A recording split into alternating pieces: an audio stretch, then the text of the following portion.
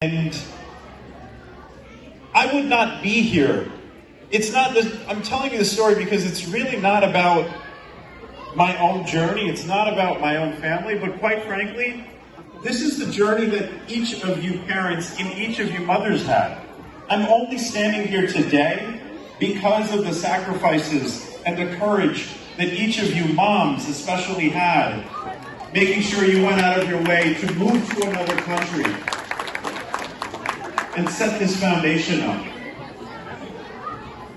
My responsibility now is not just a symbolic one, but I personally want to make sure that I do right by every single mom. Whenever I go to town hall events, whenever I go to events like this, I make it a point to make sure that every mother understands that this is not about me, but I want to make sure that similar to how each of you would love to see your sons or daughters, nieces and nephews be doctors, lawyers, attorneys, and succeed in every single profession, I want to make sure that we unite as a community. We unite as an Indian community, and we lift the next generation up. That is a responsibility that not just is upon my administration, but all of us together. You know, I hear the stories of motherhood every single day. I meet with, on average, between 50 to 200 people every single day.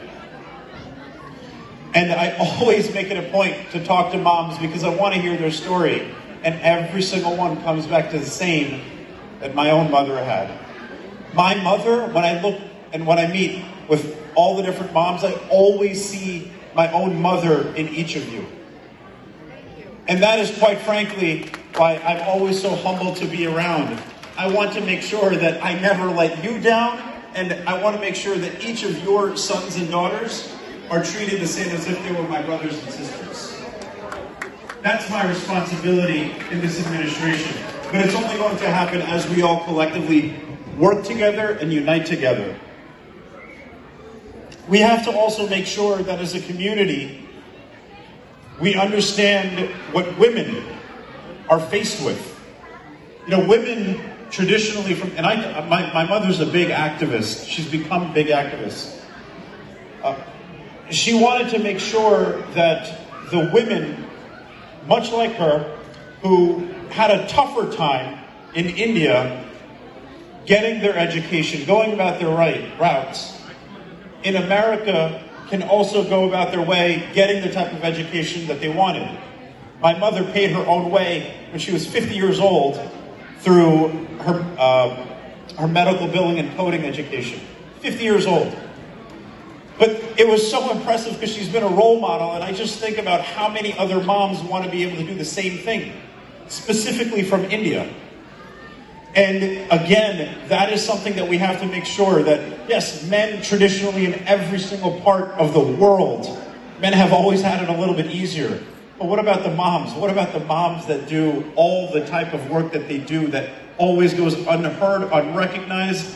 We cannot thank you enough. On behalf of everyone, I think it's fair to say, we love you. Thank you, moms. Have a wonderful, wonderful Mother's Day weekend.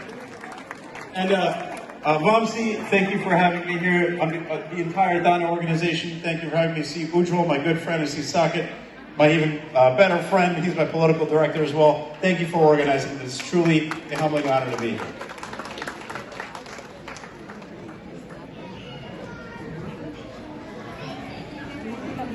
Thank you so much, Mr. Joshi.